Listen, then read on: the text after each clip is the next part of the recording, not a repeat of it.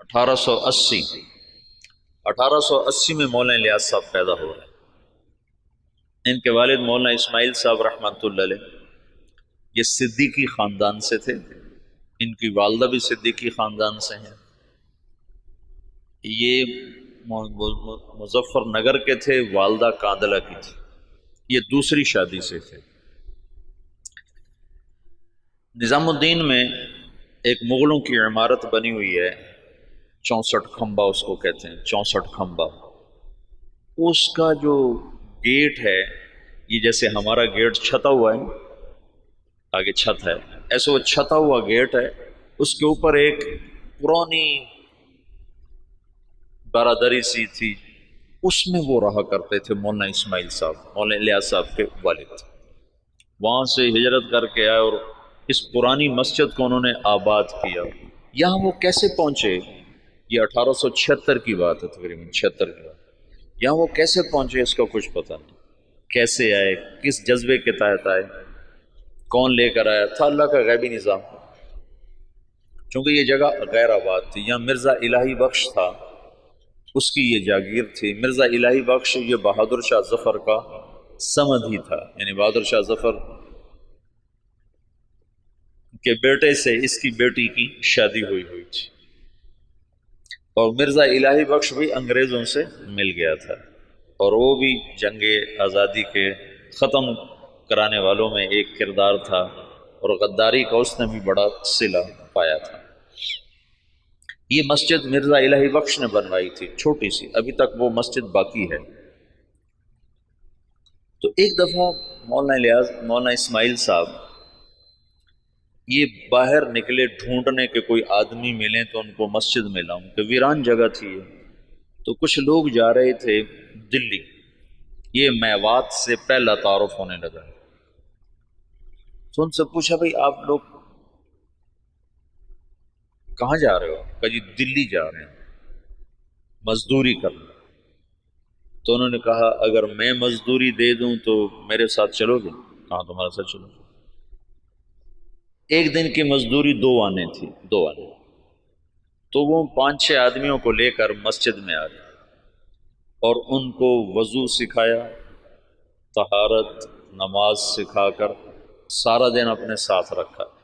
پھر تعارف پہ پتہ چلا کہ یہ میواتی ہیں۔ میواتی کون ہیں؟ اس کے بارے میں مورخین کی رائے یہ ہے کہ یہ جو ہندوستان کی قدیم قومیں ہیں ان میں سے ہیں میواتی۔ ایک تو ہے نا آریہ نسل جو وسط ایشیا سے آئے اور انہوں نے پورے ہندوستانی خطے پر قبضہ کیا۔ آریہ نسل کے لوگ راجپوت اور جاٹ یہ کہلائے، اور ان کی اور کئی قسمیں بنی۔ جو لوگ یہاں قدیم آباد تھے ان میں سے ایک قوم میو بھی ہے، یہ ہندوستان کی قدیم آبائی آباد قوم ہے،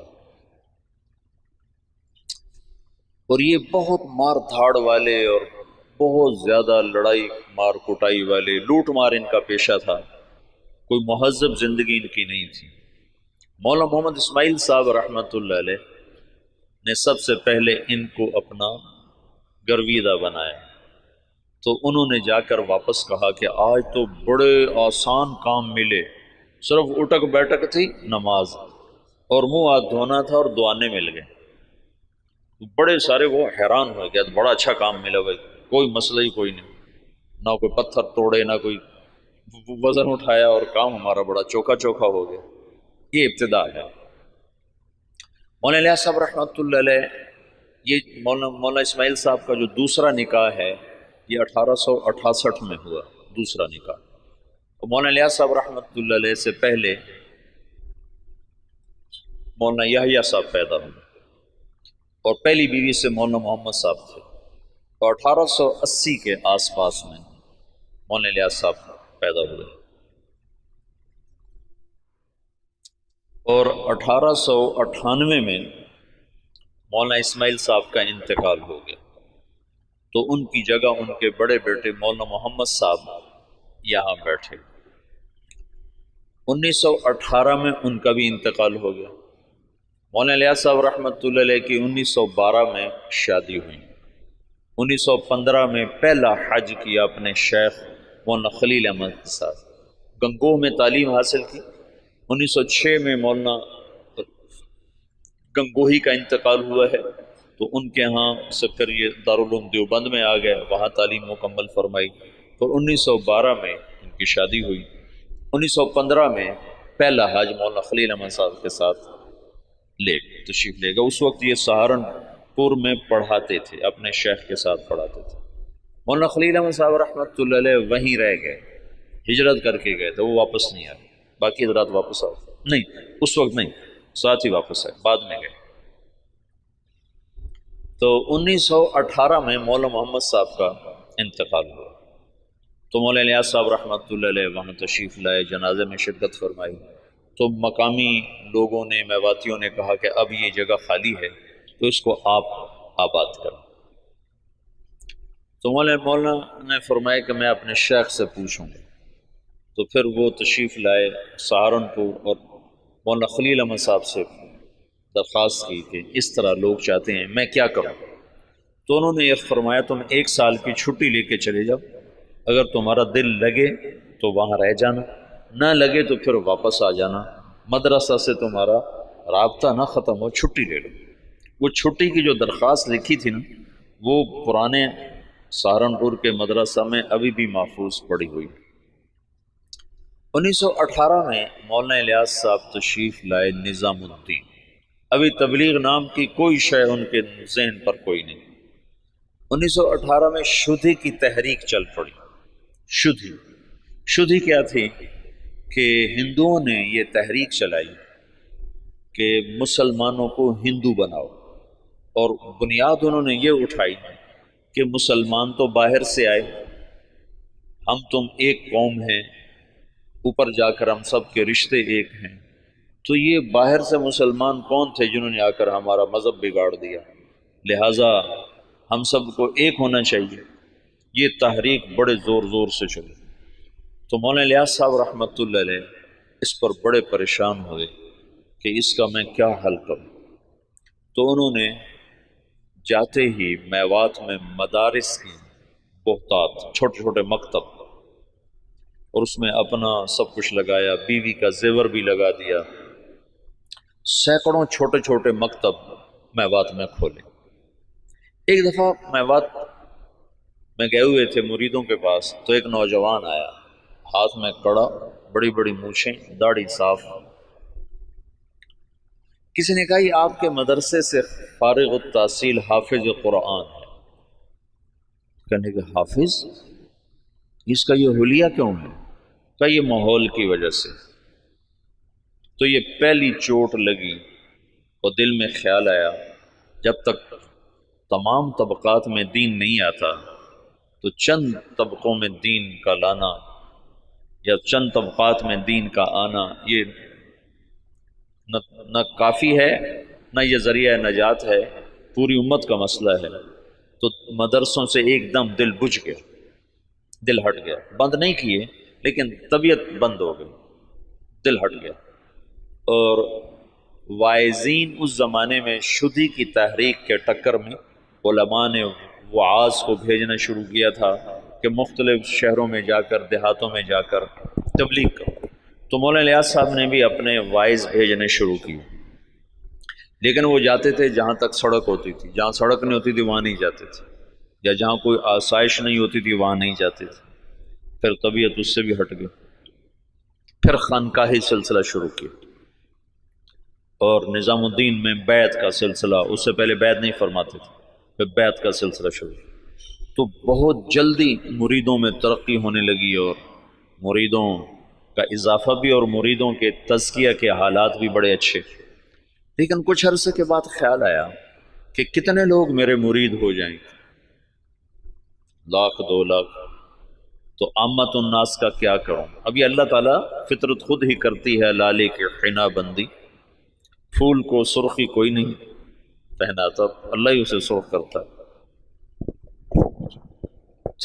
تو طبیعت ہٹتی گئی، مدرسوں سے ہٹ گئی، خانقاہ سے ہٹ گئی کہ خانقاہ بھی ایک جزئی کام ہے، مدرسہ بھی ایک جزئی کام ہے، اور واعظ تقریر بھی ایک، پیسے دو تو جاتے ہیں، پیسے نہ دو تو جاتے نہیں۔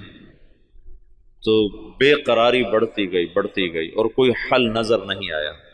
تو 1926 میں، اس سے قبل مولانا خلیل صاحب وہ ہجرت کر کے اور تشریف لے گئے، مدینہ منتقل ہو گئے تھے۔ تو 1926 میں حج پہ تشریف لے گئے، ہجرت کی نیت کر کے کہ میں اب واپس نہیں آؤں گا، وہیں رہوں گا۔ 1925 میں گئے تھے، 1926 میں واپس آئے۔ یہ نیت کر لی تھی کہ اب میں واپس نہیں آؤں گا، ادھر ہی رہوں گا۔ جب یہ مکہ پہنچے تو ان کو خواب میں اللہ کے رسول کی زیارت ہوئی۔ تو انہوں نے پوچھا، یا رسول اللہ، میں امت کی بہتری کے لیے کیا کروں، امت کی ہدایت کے لیے کیا کروں؟ تو اللہ کے رسول نے فرمایا، جیسے میں نے مکے میں کام کیا تھا تم ویسے کام کرو۔ انہوں نے آگے عرض کی، مجھے تو پتہ نہیں مکے میں آپ نے کیسے کام کیا تھا۔ تو اللہ کے نبی نے فرمایا، مکی صورتوں میں غور کرو، اللہ تمہیں سکھائے گا۔ یہ مکہ میں دیکھا۔ پھر مدینہ پہنچے تو وہاں پھر اللہ کے رسول کی ضرورت، تو آپ نے ارشاد فرمایا، اللہ تم سے کام لے گا، تم واپس جاؤ، واپس، اور میرے پاس آؤ۔ تو انہوں نے مولانا خلیل احمد صاحب سے یہ خواب ذکر کیا، وہ وہیں منتقل ہو گئے تھے۔ انہوں نے حضرت مدنی رحمت اللہ علیہ کو، مدنی کیوں کہتے ہیں، حسین احمد مدنی، یہ اپنے والد، ان کے والد اپنے پورے خاندان سمیت مدینہ ہجرت کر گئے تھے۔ پھر ان کا سارا خاندان مدینے میں آباد رہا، یہ بھی مدینہ میں رہے۔ پھر ہندوستان کے حالات کو دیکھ کر دوبارہ واپس آ گئے تھے، اور یہ کہا تھا کہ میں مسلمانوں کو تنہا نہیں چھوڑ سکتا، میں مدینے میں رہوں اور مسلمان مشقت میں ہوں۔ تو مدینے کا قیام قربان کیا تھا اور واپس تشریف لے آئے ہندوستان۔ یہاں اللہ نے ان سے بہت بڑا کام لیا، تو اس لیے ان کو مدنی کہتے ہیں۔ تو ان کے بھائی تھے سید احمد، وہ وہاں پہلے انہوں نے اتنا فقر دیکھا کہ حضرت مدنی فرماتے ہیں، میرے والد سبزی منڈی جاتے تھے شام کو، تو جو سبزی وہاں گلی ہوئی سڑی ہوئی لوگ پھینک کے چلے جاتے تھے نا، وہ اٹھا کے لاتے تھے، پھر اس کو صاف کر کے خالی ابال کے ہم کھاتے تھے کہ اس میں نمک مرچ ڈالنے کا بھی سکت نہیں تھی۔ اس طرح شروع کے دن تھے۔ لیکن سید احمد کو اللہ نے صلاحیتیں دیں، انہوں نے شاہ عبدالعزیز سے پتہ نہیں کیسے تعلق بنایا، وہ الگ داستان ہے۔ ان کے بیٹے سید حبیب نے اس سے بھی آگے، اب ان کی نسل وہاں اربوں پتی، بڑے بڑے ان کے محل ہیں۔ یہ تمہارے حسنین کو 4 گنا کریں تو تب ان کا محل بنتا ہے، اس سے بھی 4 گنا بڑی 4 دیواری ہے جس میں وہ رہ رہے ہیں۔ احد کے قریب ان کے محلات ہیں۔ تو انہوں نے سید احمد سے ذکر کیا، تو انہوں نے جو مسجد نبوی کے اس وقت منتظم تھے، ناظم اعلیٰ، ان سے ذکر کیا۔ تو انہوں نے عشاء کے بعد جب مسجد بند کر دی تو مولانا الیاس صاحب کو بلا کر جالی کا دروازہ کھول کے اندر بھیج دیا۔ تو اندر جالی اور روزے کے درمیان کوئی چاروں طرف دیوار ہے، دروازہ کوئی نہیں۔ یہ نور الدین زنگی نے اس کو چاروں طرف سے بند کروایا تھا، اور نیچے سیسا پگھلا کے ڈالا تھا۔ جب وہ کچھ لوگ آ کر لاش نکالنے کا منصوبہ لے کر آئے تھے، 3 راتیں وہاں سوئے۔ 3 راتوں میں سارے کام کی یہ تو خود تو عقل سے تو آ نہیں سکتا، سارے کام کو سکھایا گیا، بتایا گیا، اور پھر یہ کہا گیا ہندوستان جاؤ اور جا کر عوام الناس میں کام کرو، علماء میں نہیں، ورنہ وہ مخالفت کریں گے، مخالفت کریں۔ تو پھر یہ وہاں سے واپس تشریف لائے، 1926 میں پہنچے ہیں، اور پہلے علماء کو جمع کیا اور ان کے سامنے یہ بات رکھی کہ میں یوں کام کرنا چاہتا ہوں۔ تو کسی ایک نے بھی موافقت نہیں کی سوائے مولانا مدنی صاحب اور مفتی کفایت اللہ صاحب رحمۃ اللہ علیہ۔ ان 2 حضرات نے بات کو لیا اور سمجھا اور کہا کہ ہاں یہ تو دعوت والا کام ہے، لیکن یہ کرے گا کون؟ کہا یہ تو اللہ کرے گا، میرے ذمہ جہد ہے۔ پھر وہ بندہ فنا فی تبلیغ ہو گیا ہے اور دیوانگی چھا گئی، دیوانگی۔ ایک دفعہ بیان کر رہے تھے، گرمیوں کے دن تھے، صحن میں 11 بج گئے، 11 فجر کے بعد شروع ہوئے، گرمیوں میں 11 بج گئے۔ تو ایک مواتی کھڑا کر کے لگا، بھائی نام دے دو ورنہ یہ مر جائے گا، بیچارہ مر جائے گا، نام دے دو، نام دے دو۔ ایسی دیوانگی چھا گئی تھی اور کوئی شکل نہیں، کوئی جانتا نہیں، اور آگے سامنے میواتی ہیں جن کو دین کی خبر ہی کوئی نہیں، کلمہ نماز کا نہیں پتا، تو دعوت کیسے دیں گے؟ 10 برس کی محنت کے بعد ایک جماعت چلے کی تیار ہے، 10 سال کے بعد۔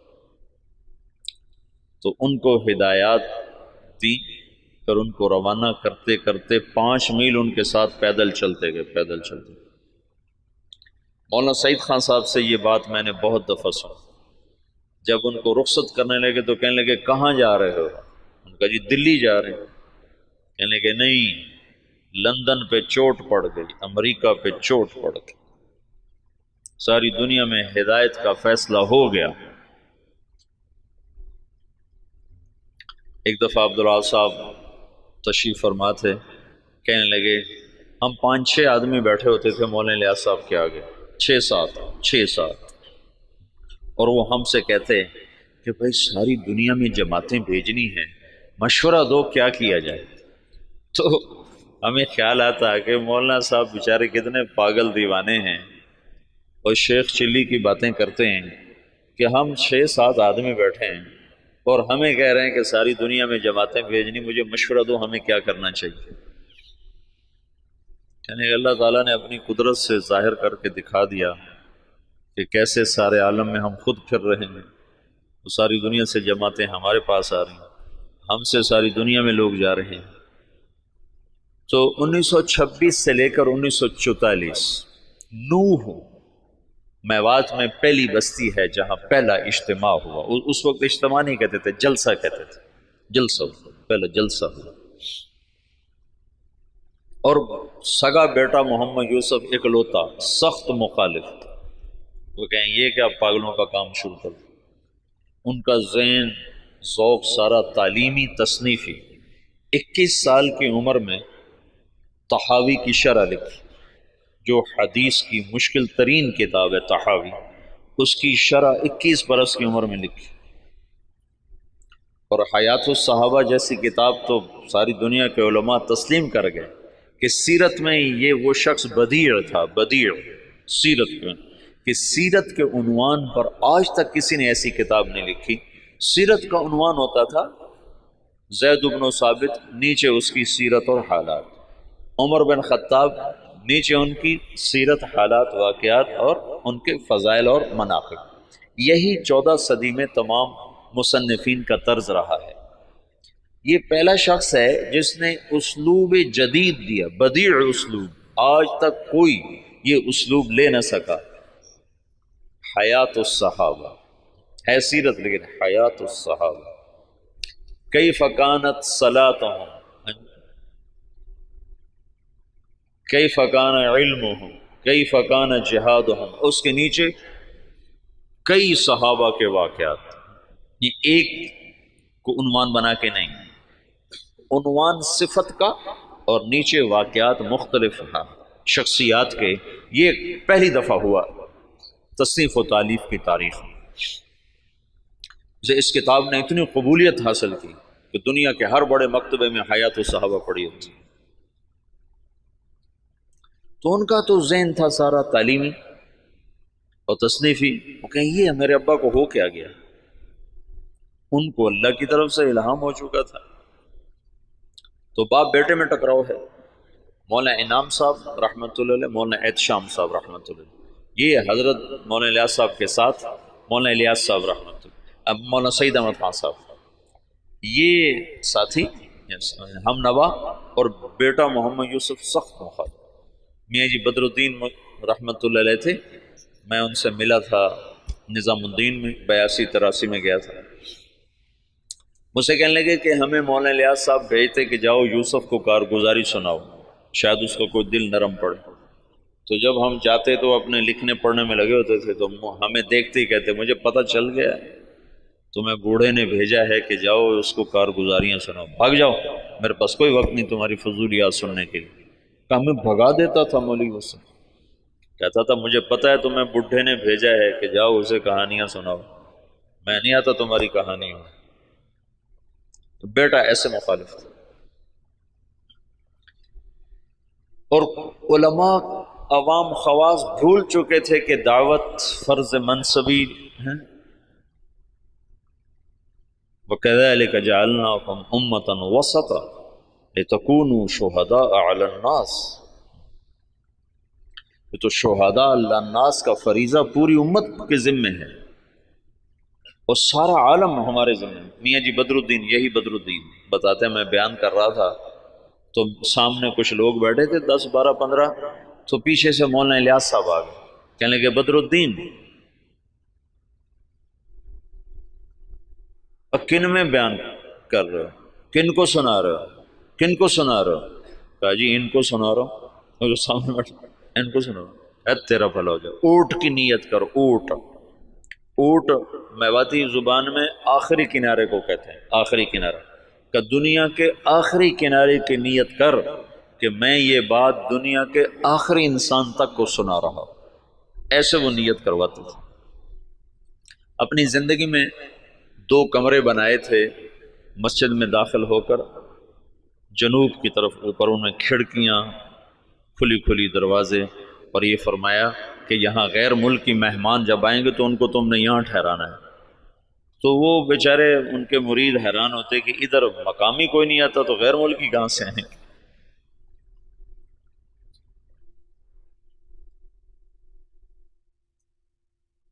میاں جی دین محمد تھے جو حضرت مولانا الیاس صاحب کے ابتدائی خدام میں تھے، اور جو جماعت مولانا الیاس صاحب نے حضرت تھانوی کے خانقاہ تھانہ بھون بھیجی تھی، اس میں وہ اس جماعت میں ان کی تشکیل تھی۔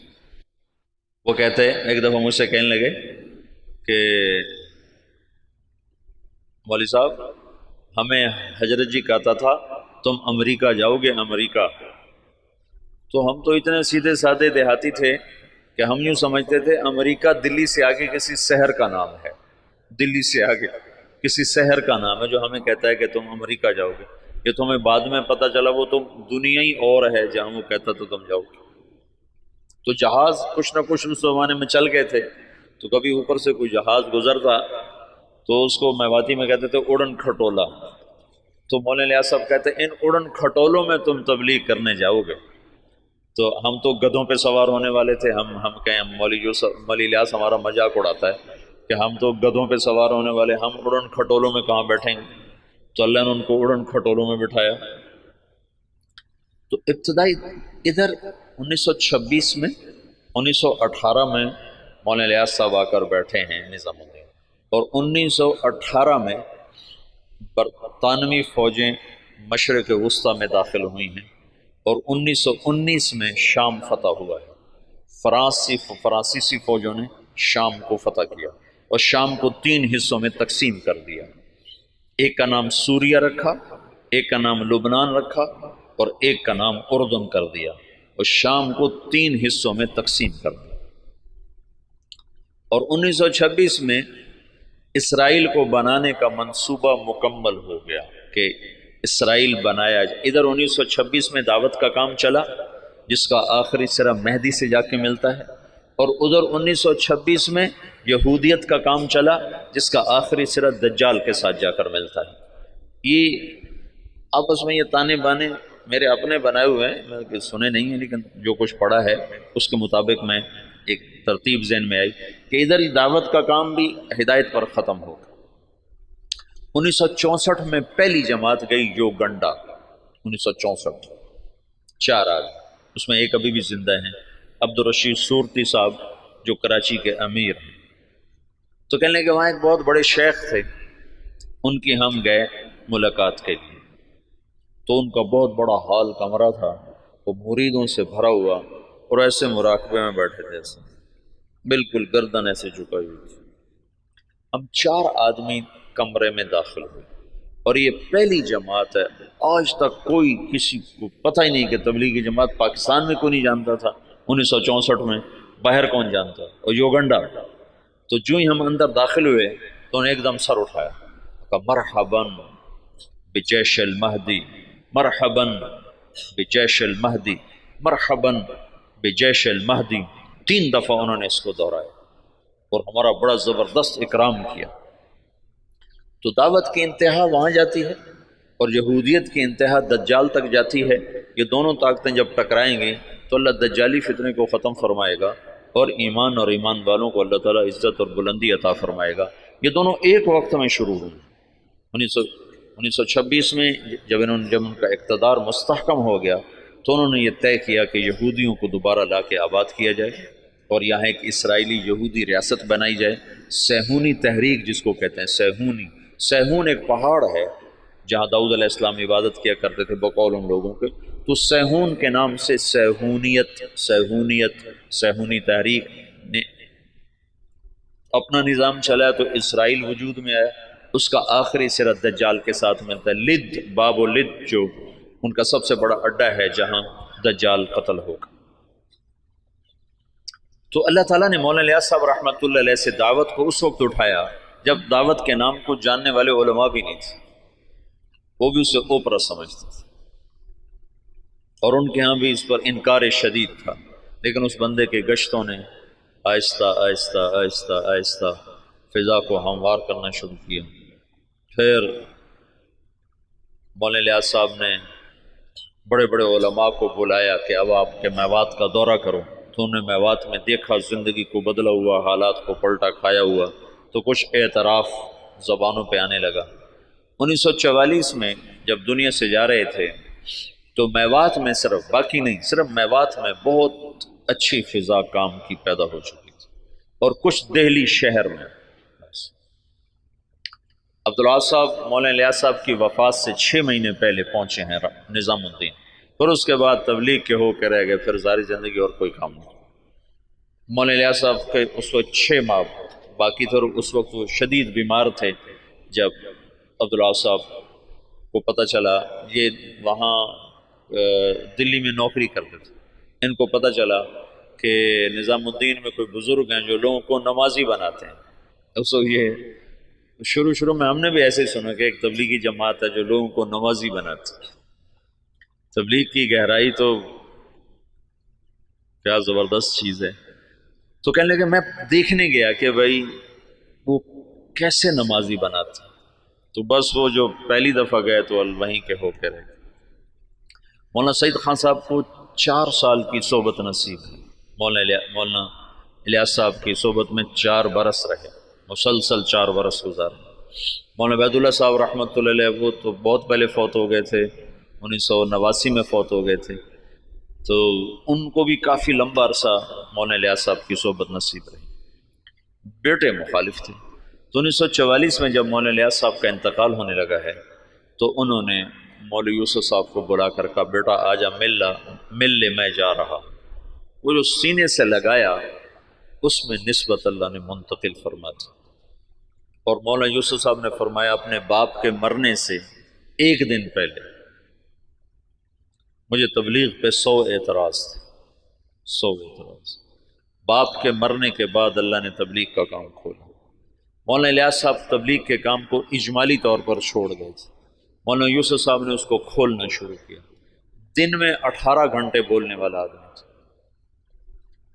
سوائے سونا اور نماز اور لکھنا، ان 3 اوقات کے علاوہ وہ شخص کی زبان بند نہیں ہو، مسلسل جیسے اللہ بلوا رہا تھا۔ بھرپور جوانی میں چلے گئے، 48 برس کی عمر میں انتقال فرمایا۔ 27 سال کی عمر میں امیر بنے، بالکل نوجوان بلکہ بچے۔ اور مولانا سعید خان صاحب رحمۃ اللہ فرمانے لگے مولوی یوسف ہمارے ساتھ اٹھتا بیٹھتا کھیلتا تھا، لیکن جب وہ امیر بنا تو آہستہ آہستہ اس کا روب ہمارے اوپر چھاتا چلا گیا، اور اپنی جہد اور قربانی سے ان کی ہیبت ہمارے دلوں پہ قائم ہو گئی۔ ایک دفعہ 3 گھنٹے بیان فرمائے اس حال میں کہ یہاں ایک پھوڑا تھا جس سے خون مسلسل رس رہا تھا، تو ایک آدمی پاس بیٹھا ہوا تھا، وہ یہاں رکھتا تھا کپڑا، جب وہ خون سے تر ہو جاتا تو وہ ہٹا لیتا، دوسرا رکھتا تھا، پھر وہ خون سے تر ہو جاتا، وہ ہٹا لیتا، پھر وہ تیسرا رکھتا تھا، اور وہ مسلسل بیان فرماتے۔ باپ والی کیفیت منتقل ہو گئی کہ مولانا الیاس صاحب کے یہاں پھوڑا نکل آیا، اس کو کٹ دینا تھا، کٹ دینے میں تکلیف ہونی تھی، تو مشورہ کر رہے تھے کہ اس کو کریں کیسے۔ تو مولانا الیاس صاحب کو پتہ چلا تو انہوں نے فرمایا ایسا کرو، کچھ میواتی میرے آگے بٹھا دو، پھر جو مرضی مجھ سے کر لیں۔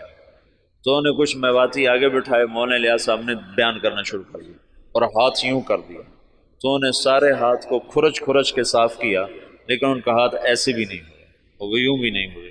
اس قدر انہماک اور فنائیت اللہ نے عطا فرما دی باپ بیٹا کو کہ اللہ نے ایک چیز کو وجود دینا تھا، ایک مدت ہوئی تھی، عوام اور خواص کے ذہن سے نکل گیا تھا، اور بس صرف اسلام کو ایک ہی شکل میں دیکھتے تھے کہ حکومت آئے گی تو اسلام آئے گا، حکومت آئے گی تو اسلام آئے گا، طاقت ہاتھ میں ہوگی تو اسلام آئے گا، ورنہ اسلام آ ہی نہیں سکتا۔ اور انقلاب کا مطلب صرف حکومت کی تبدیلی کو لے لیا تھا۔ بعض الفاظ ایسے ہیں جو اپنے اصل معنی سے نکل کر مجاز میں اتنے استعمال ہوئے ہیں کہ اصل معنی ویسے ہی ختم ہو کے رہ گیا۔ ان میں سے ایک انقلاب بھی ہے۔ انقلاب تو قلب سے ہے، قلب پر الف نون لگ کر باب انفعال بنا ہے۔ انقلاب ہے پلٹ جانا، دل کا پلٹ جانا۔ جب قلب سے ہے تو ادھر زیادہ جوڑ ہونا چاہیے، لیکن پھر کثرت استعمال ہوا انقلاب کا حکومت کے بدلنے پر، حالات کے انقلاب آ گیا، حکومت بدل گئی، انقلاب آ گیا، پیپل پارٹی آ گئی، انقلاب آ گیا، نون لیگ آ گئی، انقلاب آ گیا، قاف لیگ آ گئی۔ تو انقلاب جیسے برباد، وہ تو برباد ہو گیا۔ برباد، برباد کا کیا مطلب ہے؟ برباد کا مطلب ملے جس کا نقصان ہو جائے وہ تو برباد ہو، جس کا کوئی بہت بڑا حادثہ ہو جائے وہ تو برباد ہو گیا، جس کا کاروبار بیٹھ جائے وہ تو برباد ہو گیا۔ حالانکہ برباد یہ مرکب ہے، فارسی کا لفظ ہے، مرکب ہے۔ بر باد، بر باد، بر الگ ہے، باد الگ ہے۔ بر کہتے ہیں اوپر اور باد کہتے ہیں ہوا کو، تو بر باد کا مطلب ہے ہوا کے اوپر۔ یہ مطلب تمہیں معلوم تھا پہلے کبھی؟ یہ اپنے اصل مطلب میں کبھی استعمال ہی نہیں ہوا۔ بر باد، جس کی دکان بیٹھ جائے وہ ہوا میں اڑ رہا ہوتا ہے۔ یہ تو ایک تعبیر ہے کہ جیسے پتا ٹوٹتا ہے نا، پتا ٹوٹتا ہے پھر وہ ہوا کے رحم و کرم پر ہو جاتا ہے، اس کی کوئی منزل نہیں رہ جاتی نا۔ ہوا کے جھونکے جدھر لے جائیں وہ ادھر کو اس کی سمت ہو جاتی ہے۔ ایسی جو کسی نقصان میں حالات کی جکڑ میں آتا ہے تو اس کو کوئی رہ نہیں جاتا، اپنے بھی آنکھیں پھیر جاتے ہیں، خون بھی سفید ہو جاتے ہیں، تو وہ ایسے ہو جاتا ہے جیسے ہوا کے دوش پر کہ کوئی اس کا پرسان حال کوئی نہیں۔ تو اس لیے برباد کو وہاں سے یہاں ڈال دیا گیا۔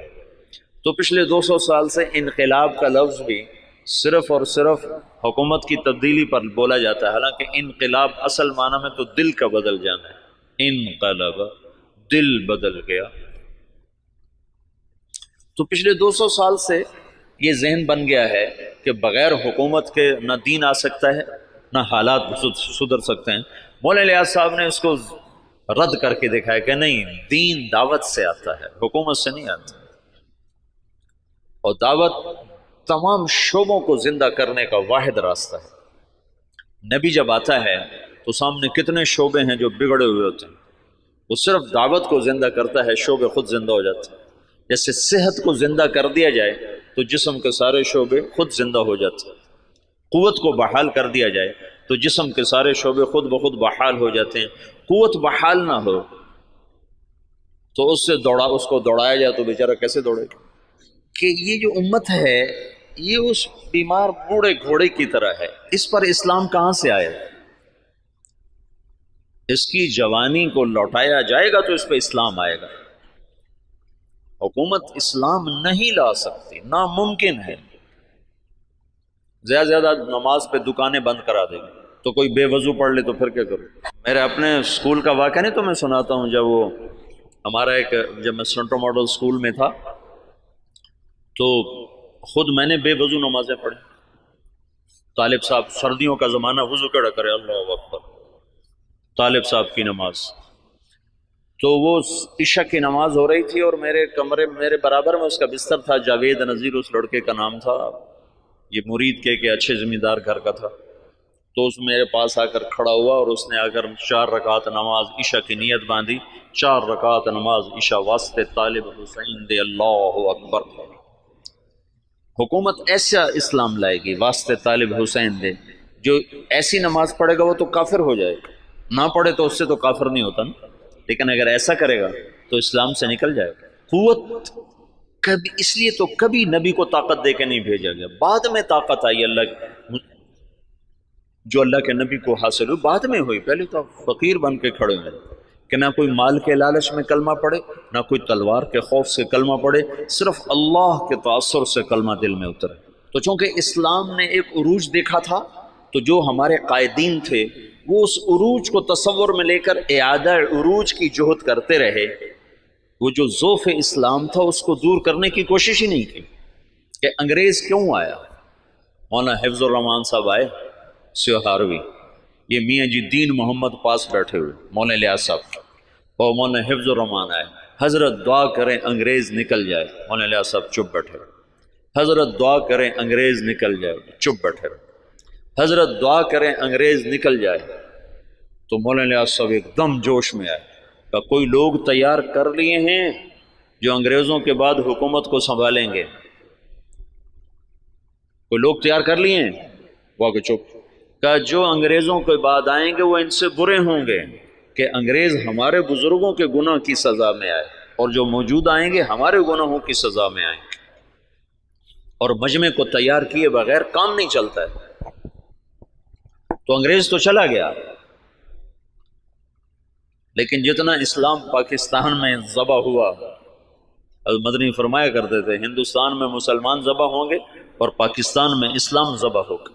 یہ مولانا الیاس صاحب نے پرانا سبق زندہ کیا کہ دعوت وہ واحد سبب ہے جس سے دین آتا ہے. اور میں چلنا ہی نہیں چاہتا تو مجھے زبردستی کیسے چلاؤ گے؟ تم مجھے زبردستی نماز پڑھاؤ گے تو کتنی پڑھا لو گے؟ اور جو 90% اخلاقیات ہیں وہ کیسے لاؤ؟ ماں کی خدمت کیسے کرواؤ؟ باپ کے آگے چپ رہنا کیسے سکھاؤ؟ بیوی سے حسن سلوک کیسے سکھاؤ؟ وفاداری کیسے سکھاؤ گے؟ رات کو اللہ کے سامنے رونا کہاں سے لاؤ گے؟ جب تم زانی کو کوڑے مارو گے، شادی شدہ کو سنسار کرو گے اور بازار بند کرا دو گے، ٹھیک ہے ہو گئے بند، لیکن نماز کس کو پڑھاؤ گے؟ مجھے مدینہ میں ایک نوجوان ملا دیرہ غازی خان کا، کہنے لگا 10 سال سے مدینے میں بغیر وضو کے نماز پڑھی. 10 سال. کہ یہ تو میں نے تمہاری کیسٹیں سنی تو مجھے ہدایت ملی ہے، تو میری بخشش ہو جائے گی؟ میری بخشش ہو جائے گی؟ تو 10 سال مدینے میں بغیر وضو کے نماز پڑھی.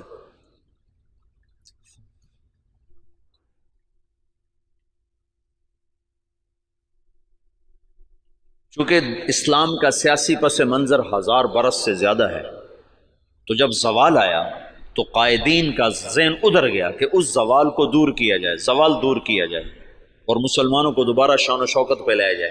لیکن اس زوال جس وجہ سے آیا تھا اسے دور کرنے کی کوشش کیے بغیر زوال کیسے دور ہوگا؟ جب 95% لوگ بے نمازی ہوں زوال کیسے دور ہوگا؟ جب 100% لوگ بد اخلاق ہوں، ماؤں سے بدتمیز ہوں، باپ کا گریبان پکڑیں، ترازو میں ناپ تول میں کمی کریں، خود جوئے کے اڈے چلائیں، زنا کے اڈے چلائیں، نشے کے اڈے چلائیں، تو ان میں کیسے دین کون لائے گا؟ تو جب اندر ایمان اترتا ہے تو پھر سارے شعبے زندہ ہو جاتے.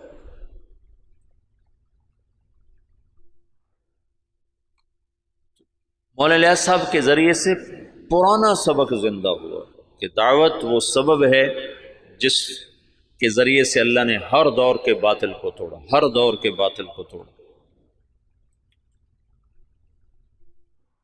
تو 1926 میں یہ کام شروع ہوا. شخصیات کے جانے سے کوئی فرق نہیں پڑا ہے. اور اب عجب العجائب ہے کہ 15 برس ہو چکے ہیں، امیر کوئی نہیں، ایک شورا ہے اور کام اسی طرح چل رہا ہے. اور عجب العجائب ہے کہ گونگے بھی دین کے داعی بن کے چل رہے ہیں۔ ابھی 1 سال کی جماعت گونگوں کی یمن سے کام کر کے واپس آئی اور 7 مہینے کی دوبارہ ملائیشیا جانے کے لیے تیار کھڑی۔ یہ اسلامی تاریخ میں پہلی دفعہ ہو رہا ہے کہ گونگے دین کے داعی بن جائیں۔ اور پہلی دفعہ جب سے سورج چمک رہا ہے، کانگو کے جنگلوں میں جماعت پہنچی جہاں اتنے قد کے بونے رہتے ہیں، بونے، اقزام، وہ 4 فٹ کا بڑا جوان ہوتا ہے، جس کا قد 4 فٹ ہو وہ سب سے نمایاں نظر آتا ہے۔ یا 4 فٹ والے تو ہم گودی میں اٹھائے پھرتے، وہ 4 فٹ والا بڑا جوان ہوتا ہے۔ آم کا 3 فٹ، 3.5 فٹ، 3.25 فٹ، اور 4 فٹ والا بڑا چوڑا ہو کے چلتا ہے، اور ننگے رہتے ہیں، مرد عورت کوئی کپڑا استعمال نہیں کرتے، اور کوئی باہر کی دنیا سے ان کا تعلق کوئی نہیں ہے۔ سانپ کاٹے تو علاج ان کا جنگل میں موجود ہے، کانٹا چبھنے سے سانپ کے ڈسنے تک سارا علاج اپنے جنگل سے کرتے ہیں۔ غذا ان کی جنگل کے جانور ہیں، ہر چیز کھاتے ہیں، اور طاقتور اتنے ہیں کہ ہر آدمی 5 سے 6، 7 سے 8 شادیاں کرتا ہے، کوئی کشتے نہیں کھاتے۔ کتنے لوگ بیچاروں کے گردے مر ختم ہو گئے کشتوں کے چکر میں، گردے گنوا بیٹھے، گولی اندر تے دم جلندر چلا گیا۔ ان کو اللہ نے ایسی قدرتی طاقت دی ہوئی ہے، اور جب سے وہ پیدا ہوئے انہوں نے اسلام کا نام نہیں سنا۔ آج سے 12 برس پہلے وہاں پہلی تبلیغی جماعت پہنچی، مالی سے جماعت بنی، مالی، وہ گئے کانگو، کانگو سے گئے جنگل، اور جنگل کے ترجمان ساتھ لیے، انہوں نے وہاں دعوت کا کام چلایا، تو 270 آدمی پہلی دفعہ مسلمان،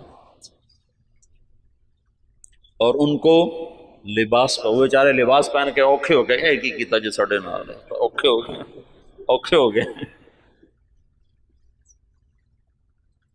تو ان میں ایک ان کا سردار، وہ حج کرنے کے لیے آج سے کوئی 8-9 سال پہلے حج کے لیے، تو کچھ علماء تھے جو تبلیغ کے بڑے مخالف تھے، تو ایک ہمارے دوست ہیں حسن کیمرونی، یہ حسن کیمرون کے کیمرون سے جماعت گئی، مالی نہیں، کیمرون سے جماعت گئی تھی۔ تو حسن کیمرونی ہے، وہ مدینہ میں پڑھے ہیں، پھر ریاض سے PhD کی ہے، بڑا فاضل آدمی ہے، وہیں رہتا ہے۔ تو اس نے مجھے یہ سارے حالات سنائے، وہ خود بھی اس میں شریک تھا، تو وہ اس بونے کو لے کر گئے ان علماء سے، تو ان کا تبلیغ والے یہ کرتے ہیں، تبلیغ والے یہ کرتے ہیں، یہ کرتے ہیں، یہ کرتے ہیں۔ ان کا یہ سب کچھ جو کرتے ہیں بالکل صحیح ہے، ان پر یہ سارے اعتراض ٹھیک ہیں، پر اس بونے کی کارگزاری سن لو کہ تبلیغ والے یہ بھی کرتے ہیں۔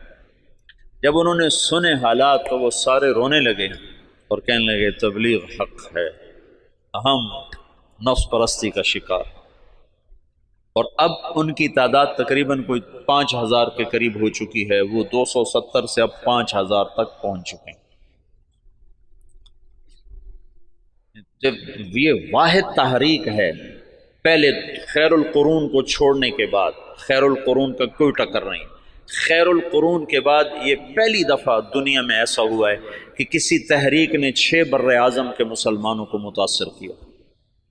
اس سے بڑی تحریک آج تک نہیں اٹھی، نہ اتنی شخصیتیں بہت بھاری بھاری اٹھ ہیں، ان کے سامنے مولانا الیاس صاحب کی شخصیت کوئی بڑی نہیں ہے، لیکن جو کام مولانا الیاس سے اللہ نے لیا ہے، یہ خیر القرون کے بعد کوئی ایسا کام نہیں کر سکتا جس میں اتنی وسعت ہو کہ وہ فیجی مشرق میں آخری کنارہ اور ہوائی مغرب میں آخری کنارہ، اور دونوں طرف سے لوگ سمٹ کے رائے میں پہنچ کے دین سیکھ رہے ہیں، یہ پہلی دفعہ دنیا میں ہے۔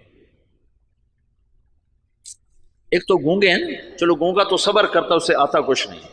مجھے کتنے لوگ ملے افریقہ سے آئے 4 مہینے لگا رہے ہیں، اور ایک وہاں سے آیا ارجنٹائن سے 4 مہینے لگا رہا تھا، وہ اسپینش جانتا تھا اور ہمارے پاس کوئی ترجمان نہیں تھا اسپینش زبان کا، پورے 4 مہینے بغیر ترجمان کے گزار کے چلا گیا۔ تم 4 دن گزار کے دکھا دو مولوی صاحبان، 5ویں دن تم نظر نہیں آؤ گے۔ 4 مہینے ایک لفظ نہیں سمجھا۔ میں نے ایک سے پوچھا، میں نے کہا تمہیں کیا فائدہ ہوتا ہے، تم سمجھ تو کچھ آتا نہیں، تو اس نے کہا ادھر اثر ہوتا ہے، ادھر اثر ہوتا ہے۔ تو میں یہ چاہتا ہوں تم تبلیغ میں بصیرت کے ساتھ چلو، میں یہ چاہتا ہوں تبلیغ کی عظمت تمہارے دل میں ہو۔ تھوڑی سی زندگی ہے، پتہ نہیں کب شام ہو جائے۔ میں تو موت کا ایک جھٹکا کھا چکا ہوں، دیکھ چکا ہوں کہ کتنی ناپائیدار زندگی ہے اور کتنی بے ثبات یہ دنیا ہے اور کتنا دھوکے کا یہ جہان ہے کہ پتہ بھی نہیں چلتا اور وہ گئے۔ تو تھوڑی زندگی میں وہ کام کرو جس کا نفع تمہیں زیادہ ملے، جس کی واپسی تمہیں زیادہ ملے۔ تو تبلیغ کے سوا اس وقت کوئی میدان عمل میں ایسا عمل نہیں جس میں لگنے سے تم سارے عالم پر اثر انداز ہو جاؤ، ساری دنیا کے انسانوں تک تمہاری محنت کا اثر پہنچا۔ جبوتی جیسے غریب ملک میں آگے بھی اس سے بھی غریب علاقہ تھا تجرو، جہاں کشتی ڈوبی تھی، اس جنگل میں اجتماع ہوا، 3-4 ہزار کا مجمع جنگل میں جمع تھا۔ یا کتنے بڑے بڑے اشتہار لگتے ہیں، 300-400 سے زیادہ آدمی اکٹھا نہیں ہوتے۔ وہ جنگل، ایک نکر اور ایک بنیان، یہ ان کا لباس تھا۔ 24 گھنٹے میں ایک وقت کھانا کھاتے۔ یہ جماعتیں جب جاتی ہیں نا تو ان کو دیکھ کے بڑے حیران، اچھا تم سارا دن کھاتے ہو، دن میں 3 دفعہ کھاتے ہو، 3 دفعہ کھاتے ہو۔ ان کو حیران ہو کر کہتے ہیں اتنا کھاتے ہو تم، بیمار نہیں ہوتے؟ بیمار تو ہوئے پڑے۔ غربت انتہا درجہ۔ میں ایسے ساحل سمندر پر تھا، میں ایسے گیا دیکھنے تو سب کے وہ عصر کے بعد چائے پی رہے ہیں، چائے تو دیکھا وہ کالا کاوا پانی والا بغیر دودھ کے، ٹوٹی ہوئی پیالیاں، ٹوٹی ہوئی پرچیں، یہ ان کی بڑی عیاشی تھی کہ وہ سمندر کے کنارے چائے پی رہے تھے۔ نکر بنیان یہ ان کا لباس۔ وہاں تبلیغ پہنچ گئی، کوئی جانتا نہیں محمد الیاس کون ہے، کوئی جانتا ہی نہیں محمد یوسف کون ہے، انعام الحسن کون ہے، عبد الوہاب کون ہے، محمد سعد کون ہے، لیکن تبلیغ وہ ایسے کر رہے ہیں کہ جیسے رائمنڈ میں ہو رہی ہے، جیسے پاکستان میں ہو رہے۔ خود جبوتی والے ان کی زبان نہیں سمجھتے، وہ اور زبان، پہاڑ کی کوئی جنگلی زبان بولتے۔ تبلیغ کے معجزات اب نظر آتے ہیں، نظر تبلیغ کی کرامت وہ نہیں جو چھپی ہوئی، شام کا ٹکڑا ملا جو بڑے سلیقے والے، بڑے طریقے والے، بڑے